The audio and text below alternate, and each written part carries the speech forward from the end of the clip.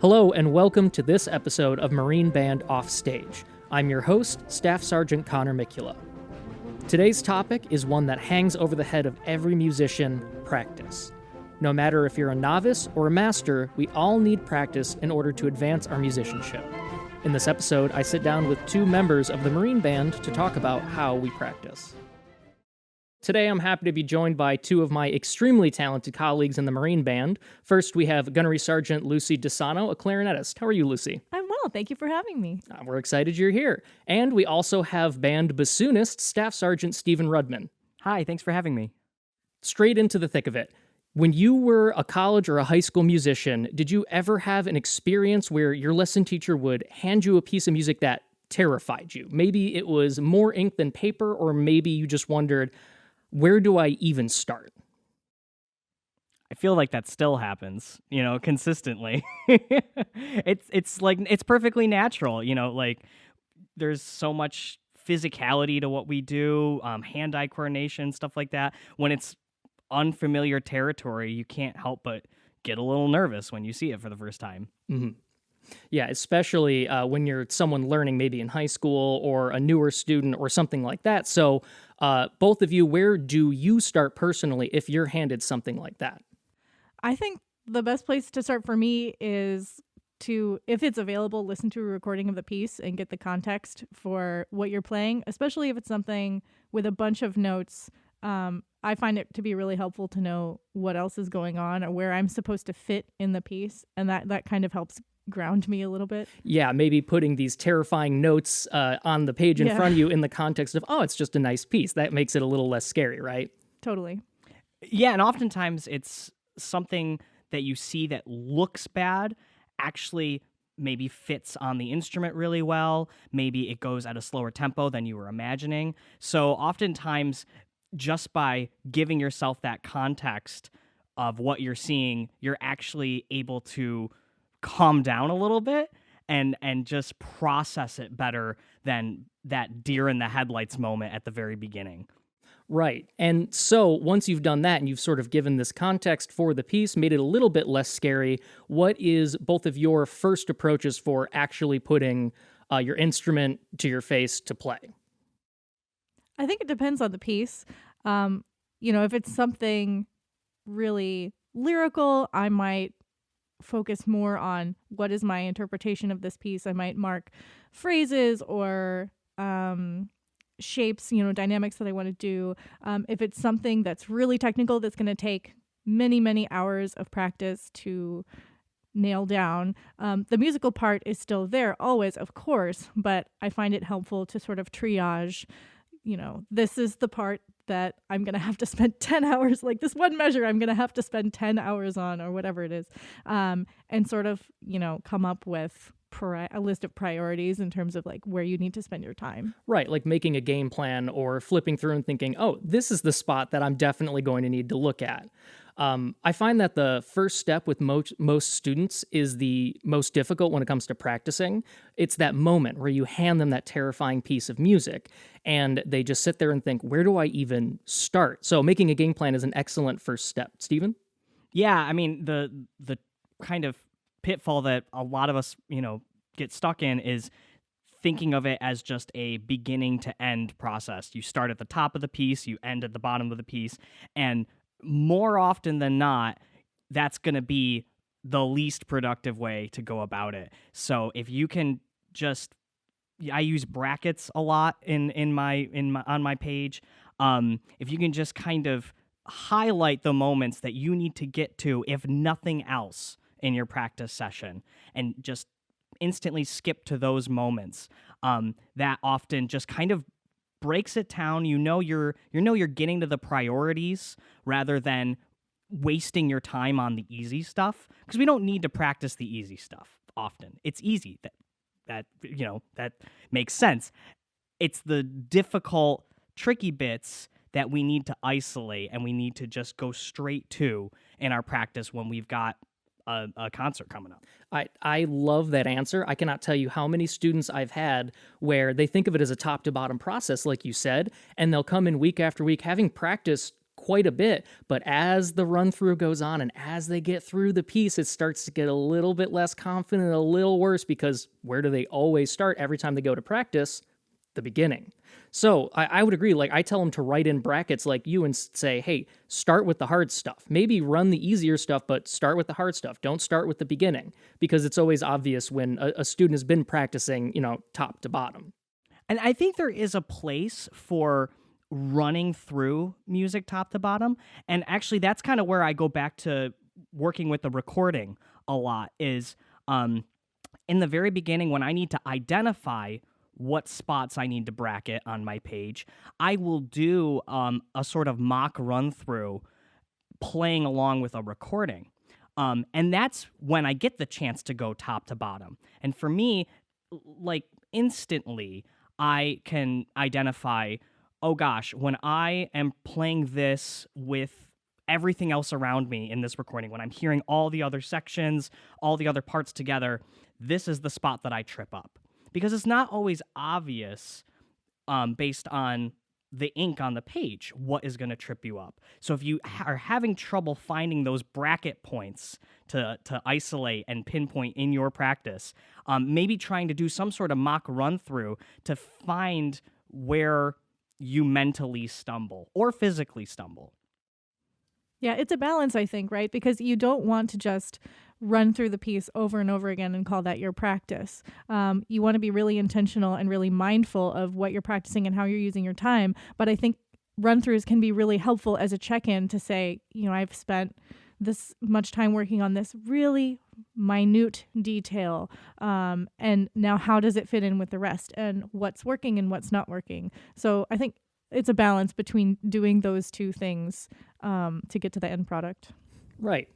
So sometimes when I practice, it feels like there's 100 different things that I want to change or improve. We've talked about establishing the context. We've talked about technical passages, deciding musical nuances with everything. And so sometimes I feel like there's too much that I want to change or improve. Is there a danger to trying to do too much at once with your practice? Too much at once, I think, yes. Too much, ultimately, no. I mean, I think one of the beautiful things about music and learning music is that it's never finished. I think there are pieces that have come back again and again through my career that every time I look at them, they're new. And I get to add something, not that they're new, but I can add more layers to them. I can find, as I experience more as a human, I can put more of my human experience into that. But when you have a limited amount of time, I think it can be really distracting to try to do all of the different things at once. So something that I find really helpful is to use a practice notebook and isolate, one fundamental in one part of the piece. So only think about intonation at this given moment, or only think about rhythm at this given moment. And then you can track what you've worked on and what you need to work on. So say I have a list of 10 things. Say I have a list of 10 excerpts that I have to practice. I mean, this is a very real scenario. You're getting ready for an audition. You have 10 excerpts. They all need detailed work. You're not going to do all of the detailed work on all of the excerpts in one day. So I find a practice notebook to be really helpful so that you can kind of manage your time between the excerpts, and then between maybe different parts of the excerpt or different concepts, different fundamentals. That's helped me to stay organized when there's so much to do. Yeah, balance of practice like that when it comes to not focusing on too many things is something that, especially with my most novice, new, fresh students, I talk to them a lot about, even breaking it down as simple as, okay, this time I want you to just play one note and you're just going to play the rhythm. And then, okay, now I want you to play the notes, but don't worry too much about the rhythm. Make sure the quarter notes are longer than the eighth notes, but just you don't need to keep it perfectly in time with the metronome. And then you can kind of practice time and notes independently, and then you can kind of marry those together. And actually, I think this is a good point to mention the value of recording yourself when you practice. That's something I think it's really hard to do because it's difficult to listen to yourself critically with no distraction, which is what recording does. But I find that, your brain can only do so many things at once. And if you're performing and listening at the same time, that means that your brain is multitasking. And what recording does is you can record your practice. And even if you record a measure at a time, just a small fragment. You can listen back with total focus and really hear what's going on, and that can help you isolate some of those fine details that you're talking about. Yeah, I would 100% agree. Just having the chance to listen back to yourself can be so telling, because you sort of don't know what you don't know, and unless it's obvious to you that you're making some phrase a certain way or whatnot, unless you already kind of knew that that was something you were going to struggle with and you needed to work on in your practice, listening back to yourself really helps you kind of catch all the things that you might be surprised by. So when we work on all these great practice techniques to kind of look at this, look at this, look at that, and then try and do multiple of them at the exact same time, how do we avoid getting lost in the weeds? How do we keep in mind those long-term goals that we set up for ourselves with the game plan that, Lucy, you mentioned earlier? How do we avoid just getting too wound up in just one tiny little thing where we lose sight of what we're trying to do? I think the biggest sort of poison to our productive practice is just getting frustrated and being demotivated. Feeling like we're failing is such a detriment to wanting to continue to move on.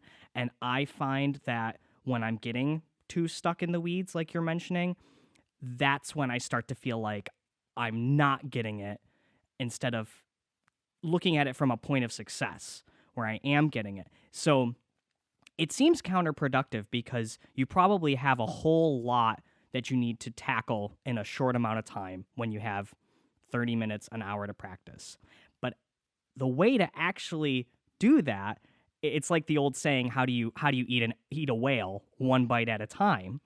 You've got to kind of go through and just set up very small, achievable goalposts for yourself. So that way you can feel like in the span of 10 seconds, you've succeeded at something. And then do that again, do that again. And for me, that means I have to really find a slow tempo that puts me about 85 to 90% of the way towards my ultimate goal for this passage. I'm almost there. With a couple of reps, maybe takes me about 20 seconds, I will have gotten this passage up to exactly where I want it to be. And not only with tempo, but also with the sort of size of the passage you're talking about. Maybe playing 8 measures at once is just too much for me to tackle. But if I find the half measure that I really want to refine and just look at that, that's a much more achievable chunk of music that I can get perfect. And then before you know it, you've had success after success after success, and you've really pinpointed what's wrong. You've improved it nearly instantly, and now you feel motivated to continue doing that. I think just putting too much on our plate at once really does us a disservice. It's just all about one thing at a time. I think that's such a wise strategy because I can certainly remember times in college where I would go weeks or months feeling like I hadn't made any improvement. You know, practicing is sort of this double-edged sword where you have to be really critical of your playing in order to get better. And there's kind of no instant gratification. It can take a very long time to see noticeable improvement, at least on a large scale. And so I love that, breaking that down into really small pieces so that you can see, like, actually I am getting better in very small ways, day after day after day. I think that's really helpful to stay motivated. And another thing that I do is I try to stay in touch with why I'm practicing, because it can, sitting in a room for an hour at a time and being critical of yourself is not necessarily the most fun feeling. But remembering why you're there, like remembering what it is about music that lights you up, and remembering that you're here so that you can sound your very best, so that you can play music that will hopefully make someone else's day better, or move them in some way. And so, remembering, like, I'm doing this today because I have this concert coming up in 2 months and I get to play this piece and it's going to sound so awesome. So that's a way that you can sort of help yourself stay motivated in the long term when it's hard to see the forest through the trees. Right. And actually, going back to recording yourself practicing, this is something that helped me out a lot in high school. I would get really down on myself and think, Connor, you don't know how to play the saxophone. Like, oh my goodness. And then I would go and purposefully look at old recordings of me a month ago and I would go, oh, no, the practicing has been working and it's been very good. So I definitely utilized, I always had trouble keeping a practice journal. That was something that a lot of teachers have told me, and it just never clicked for me. But as soon as I started listening to myself practicing, and in real time, I could take notes, that really kind of upped my practicing game. So, something that I also personally struggled with for a long time was doing all of these excellent things we've talked about in the practice room. I would do everything I could only for me to go and freeze and mess up when it came time to the actual performance, either in a lesson or on stage. Does this happen often for either of you or your students, and how do you address it? So I think this is a very common problem, and it's definitely one that I've experienced. And what I would say is that it's just as important to practice performing as it is to practicing your notes. Something that I find to be really helpful is visualization or mock auditions. I guess those are two sort of different things, but visualizing your concert, visualizing yourself playing, visualizing it going well. And then when you get to the concert space, you get to the stage, it feels familiar because you've been there before in your mind. Or mock auditions, similarly, your body reacts differently when you're stressed and when you're not stressed. And so a performance is going to be a stressful environment. You have to practice playing in a stressful environment so that you know what that feels like, so that it's familiar when you get there. So one of the most valuable things that I did, like when I was taking auditions, for example, is I would find people to play for. And not just anybody, but someone who would make you reasonably nervous playing for them. And you do enough of those over and over again, you practice getting nervous over and over again, it becomes more familiar and less distracting. And so you're able to give more of the performance that you want with that experience. Yeah, this is sort of a crude way of putting it, but especially when I was taking auditions, my mindset was I need to keep doing this so that way I get bored of it. And don't get me wrong, I'm not bored of playing music, not by any stretch of the imagination, but when you have to put yourself in that nerve-wracking environment and it's new to you still, you're anything but bored. Your adrenaline is going crazy, and this can be auditions, this can be performances, and I found that sometimes just the process of picking yourself up and going after the next one was what was so important for me to just kind of get bored of it, so that way I could do it better. So that way I had control of my nerves, of my shaky hands or shaky embouchure or whatever it may be, because it was familiar to me, like you're saying. Speaking of practicing performing, I do this thing to my students that they have now realized the value of, but they just hated it at first, and that's I would have them do a run through and set them up. I would clear the room of any stands, make it sort of look like a stage, and I would have a chair far away from them on the other side of the room. I'd make them stand outside of the practice room or band room that we were having the lesson in, wait for a minute, and then come in. I'd perfectly silent, and I would say, all right, Mr. So-and-so or Miss So-and-so, not their first name, you may begin. And they think this is so weird, but then they usually have sort of a shaky run through, and they start to do that over and over, and then they get to the day of solo and ensemble or whatever it is they're practicing for, and it's a piece of cake because their mean lesson teacher has been making them do that every other lesson for months now. So do you have anything that you do with your students like that to maybe help them with this idea of practicing performing? One thing that I teach, and I try to do myself, is I try to make sure if I'm going to do any sort of run through in my practice session, I will put it first. It's the first thing I do when I've turned over that page of music. So that way I am giving myself basically the harshest scenario I can think of, where I haven't had a chance to noodle on the notes. I haven't had a chance to check in on the hard stuff. I'm just going to play this run through down right away, completely cold. So when I'm teaching, I ask my students to come in And they might have questions about their etude or their repertoire or whatever, and that's fine. We'll get to those questions for sure.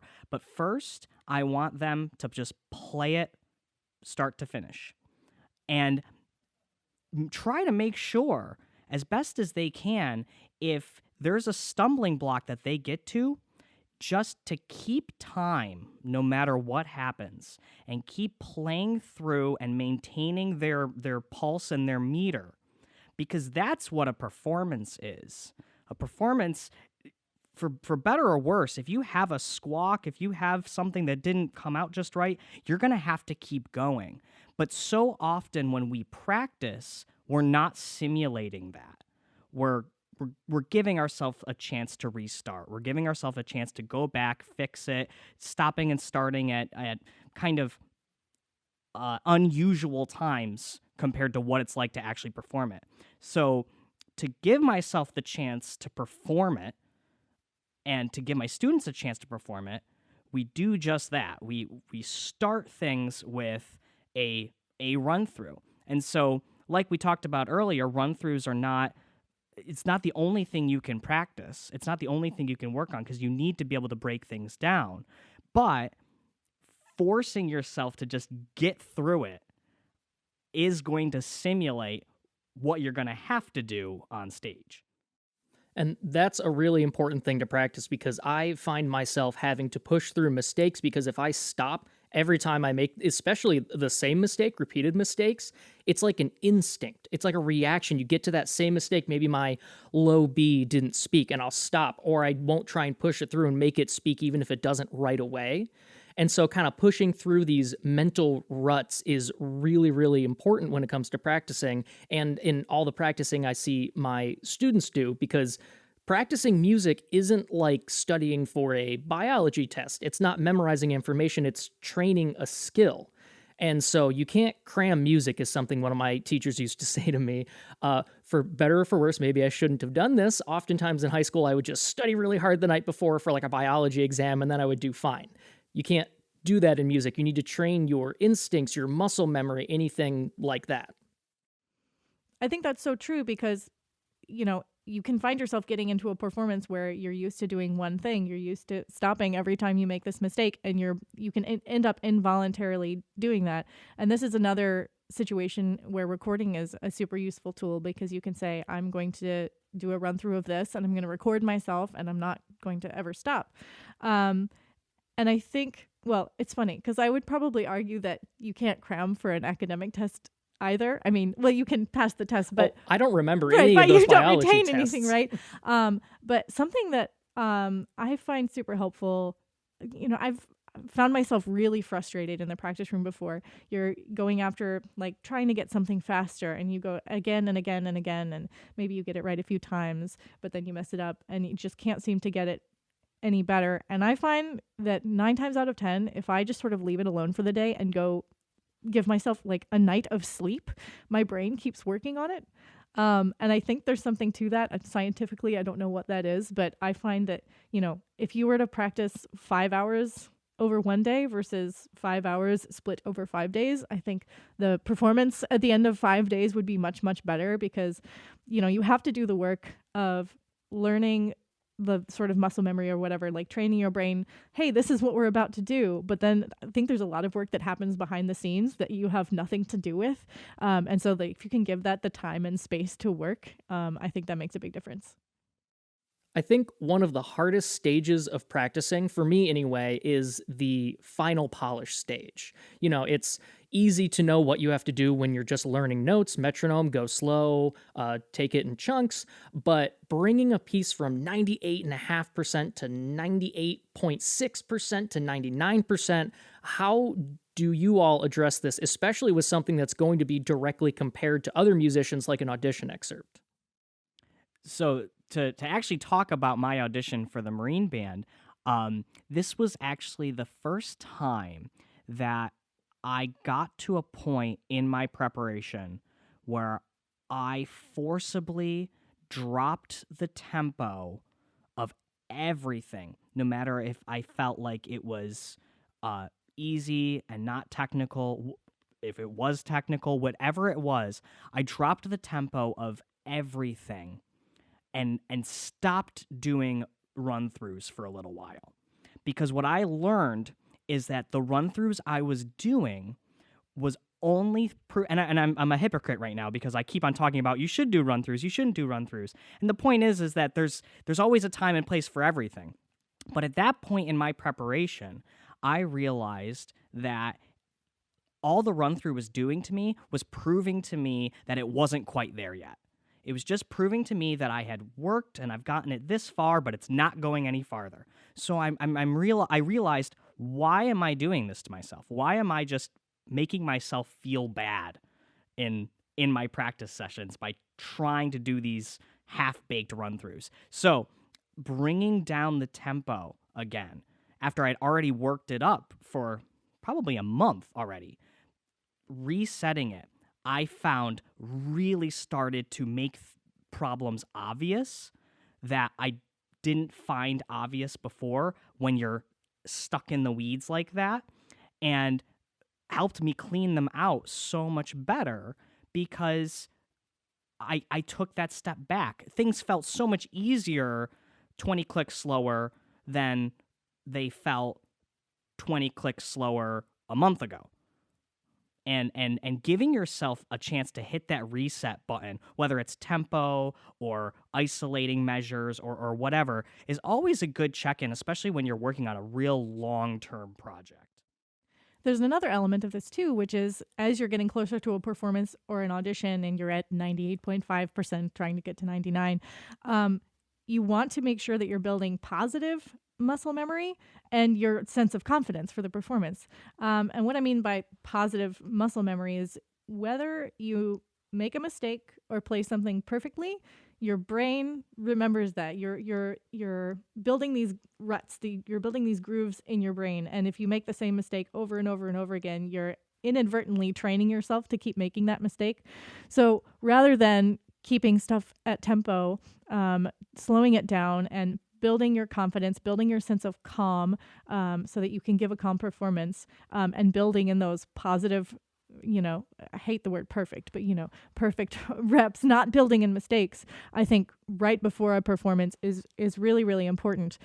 Before probably my Marine Band audition and, the auditions that I was taking at that point in my life, the last sort of week would be dedicated to, yes, maybe there's a run through here or there just to keep being familiar with the piece, but very, very slow practice, very deliberate, just training my muscles to go where they know to go, and not inadvertently add any tension to my playing. Right. I definitely, when I took my audition here, I was playing excerpts slow the morning of. I was in my practice room playing, Rolling Thunder, half tempo, and then build it up and kind of ironing out those wrinkles, so to speak. So those are all great ways to kind of take something from 98.5 to 99%. And that's something we experience a lot with auditions when we're all playing the exact same thing. Something that I try to talk about or coach about is, if you'll indulge me for a second, the 4 stages of competency. Have any of you heard this? Yes. So originally called the 4 stages of learning, which I think is interesting, by a management trainer named Martin Broadwell. But they are the 4 stages at which we learn something. And so it starts off with unconscious incompetence. You're doing something wrong and you don't even know it, which I think is the most dangerous stage to be in, because you sit there and think, oh, I'm playing so well, and then you don't even know it. That moves to conscious incompetence. You know what you're doing wrong. And then that moves into conscious competence, which is you can do it correctly if you think really hard about it, but then sort of this stage of 98.5% to 99% moves to unconscious competence, which is it's just second nature. It's just how you play it. So have you had any experience in learning things that way? Do you disagree with this model? Agree with it? What are your insights? No, that tracks for me for sure. And I think what you said, what did you say? That unconscious incompetence is the most dangerous, but conscious incompetence is the hardest. Yeah, that's like the painful moment where you go, oh, I mean, it's important, right? Because now you can do something about it, but this is what recording does, where you listen back to a recording and go, oh, I was really out of tune and I had no idea. And pushing past that can be really hard. But I think I have sort of trained myself to revel in that moment a little bit, because that's how you get better. You have to know something is wrong before you can fix it. And so just trying to be okay with and almost get excited when I discover something that I can do better. I'm not saying it's an easy thing to do, but I think this is a really important lesson to keep in mind as an aspiring professional. When you're in undergrad or maybe you're starting a master's, it can be really hard to hear something from your teacher. I mean, it was very hard for me to hear something from my teacher that I had no idea that I was doing wrong. And it's a very vulnerable place to get to that conscious incompetence part, because we don't want to be told, if we don't think anything's wrong, we don't want to be told that actually, no, there's something you can improve upon. And so I would encourage anyone who's at that level in their career or in their playing, or even if you just want to get to the next level of your ability, to be extremely open to feedback from your teachers, even if you don't agree with it or it's hard to hear, because ultimately that is going to lead you to that level of unconscious competence. Really hard It's to like say. a tongue twister Yeah. to get through all four, I know. I'm gonna have to practice that, Right. slow that tempo down.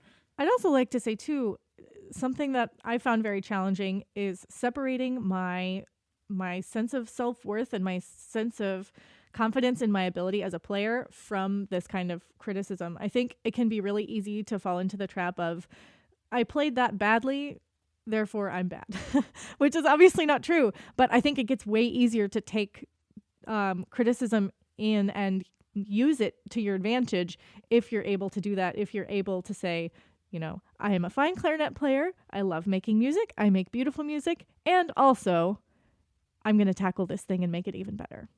Right, absolutely. And keeping yourself positive attitude for me when I go into a practice room is a really big thing for me personally. I know not everyone needs to do that, but I like to go into a practice room with a smile on my face, whether it's about the practicing or something else. But yeah, that's all very, very, very good.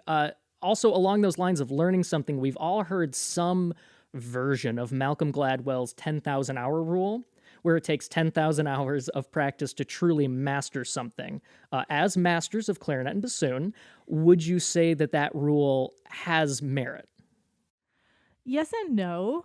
I haven't read that book, but the gist of it being that it takes 10,000 hours to get good at something. Obviously, I've been playing clarinet for, I think, 24 years at this point.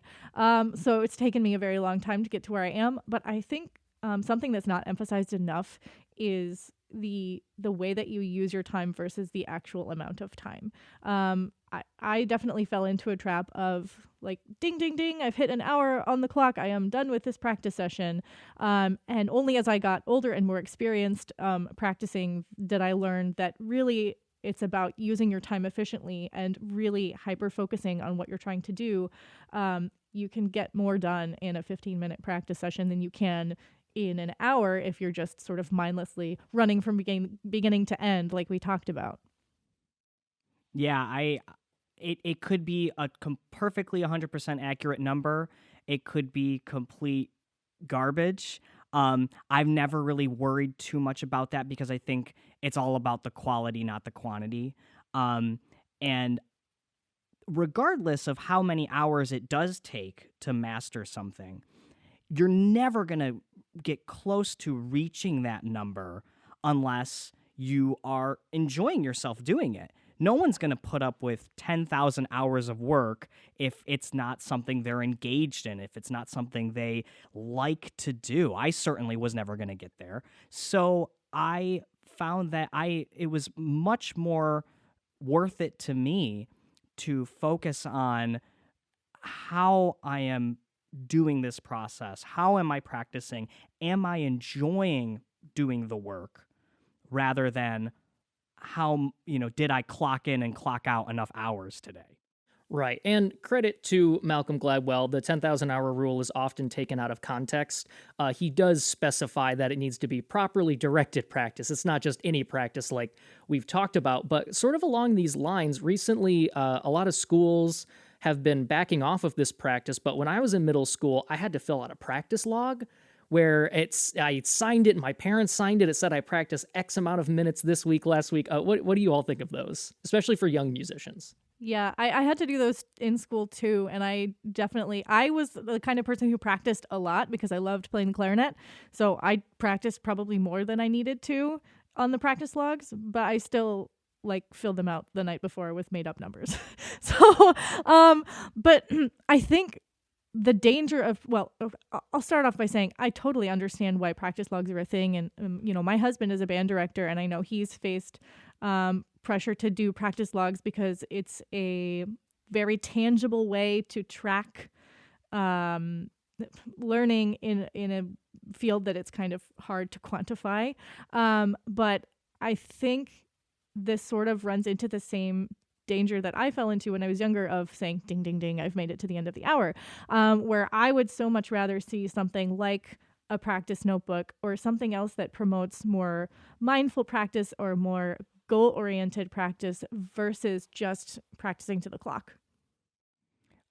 I think it can be a useful tool as long as it has the right intentions. I think what I've witnessed in some band directors' methods, and I'm not trying to diss on band directors, but I have seen the practice log used as a way to sort of shame someone, and now being on the other side of working through a lot of difficult practice moments in my own career, I've learned that if I were to see a practice log and the hours were not adding up and this person did not put a lot of time into it, oftentimes that tells me that there's something else that needs to be addressed. Maybe that person had a hard week. And no one can practice, when their mental health and well-being isn't in a good place, and I certainly can't. And so I think that a practice log is useful as an indicator of somebody who is having a hard time approaching playing their instrument or having a hard time working on it. When I knew that I didn't put enough practice in my own playing, it was often because I was hating practicing, and it gave me literal anxiety to practice. Maybe it was because I was beating myself up too much. Maybe it was because whatever. And I found that instead of just shaming myself because I didn't put those hours in, what I actually needed to do was figure out the cause. Why wasn't I able to get myself to practice those hours?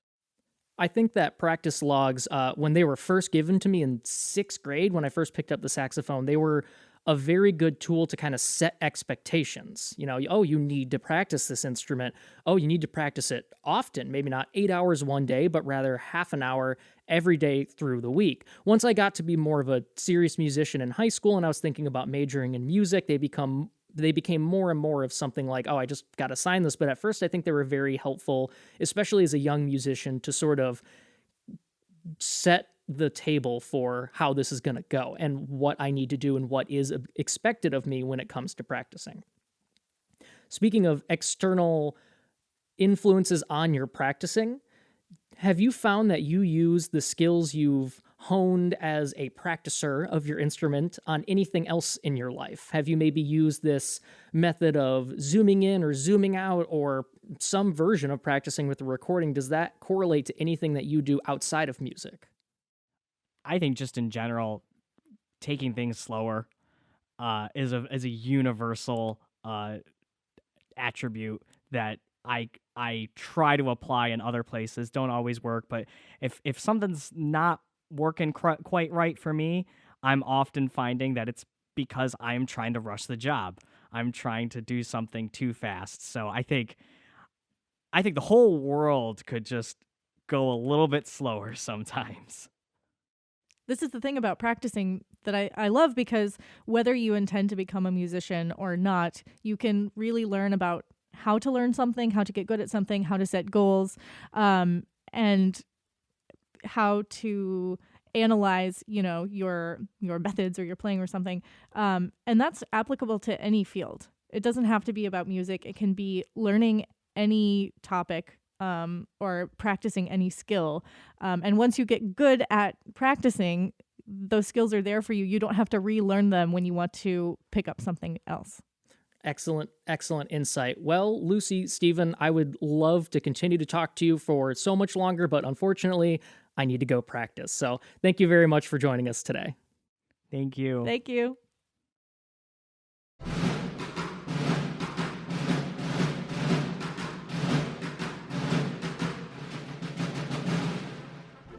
This episode was written by Staff Sergeant Connor Mikula, and it was produced and edited by Master Sergeant Patrick Morgan and Staff Sergeant Joe Cradler.